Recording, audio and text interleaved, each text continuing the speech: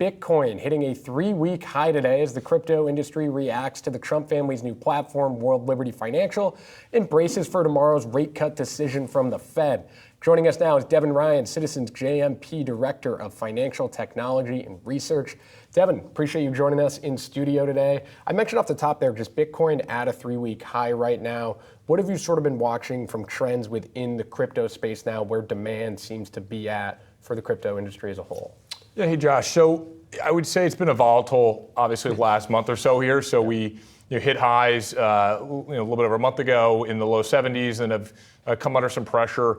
There's kind of two things going on. There's a macro conversation, and I do think that ahead of FOMC potentially lowering rates here tomorrow, that's going to be bullish, and so you're starting to see some positive move into that. And then there's also the kind of the political conversation, and with the Harris administration potentially gaining ground here, and there's not a lot of certainty around what an administration from her will look like. That's created, I think, some volatility in the space as well. So I think with getting on the other side of a rate cut, that's going to be one positive catalyst, and then getting some more clarity from a political perspective is going to be another one as well. So tomorrow, Devin, let's say we get a cut, we get dovish confidence guidance, we get dovish Jay Powell at the presser. You think Bitcoin reacts how? Yeah, I think it's positive. So you take a step back, you look at risk assets, you look at, I cover fintech names and crypto names.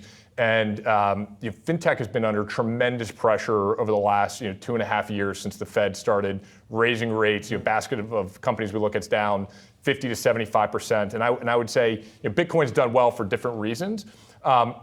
When we get a cut, which it looks like we're going to, that is kind of more of a risk-on condition. And so we do think that's going to be good for the crypto ecosystem, probably drive more transaction activity. And then you can look at some of the fintech names as well, like a Robinhood, where we expect there's going to be more transactional activity. Retail engagement picks up generally in a lower rate environment as well. And with the fintech space, how do you sort of think about it from a cut standpoint? There's a case where you get more cuts because the economy isn't doing well, right? Yep. And I don't know if that's necessarily a positive catalyst for fintech. So if you're an owner of one of these stocks, should you be rooting for more cuts, or maybe a few less cuts than we're looking at right now because it means the economy's doing well? Yeah, it's a great point, Josh. I mean, it's the conditions around why you're seeing cuts, and you need a softish landing. That's what's going to be constructive for risk assets, not just the fintech stocks. But I think if that's the scenario, which right now is kind of more the narrative, I think, in the market, lower interest rates will be good. The other thing that's important, if you look at, as I talked about, there's kind of been this inverse correlation with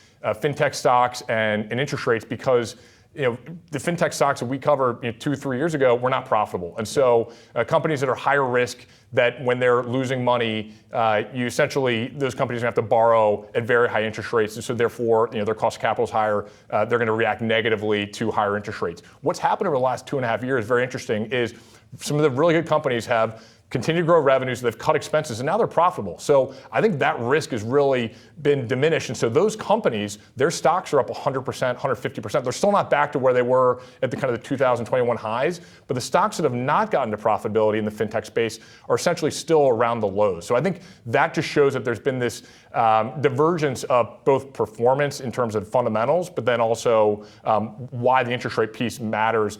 I think it's going to matter less because some of these companies have gotten to profitability, and so they've de-risked their future, and so therefore their cost of capital should be coming down.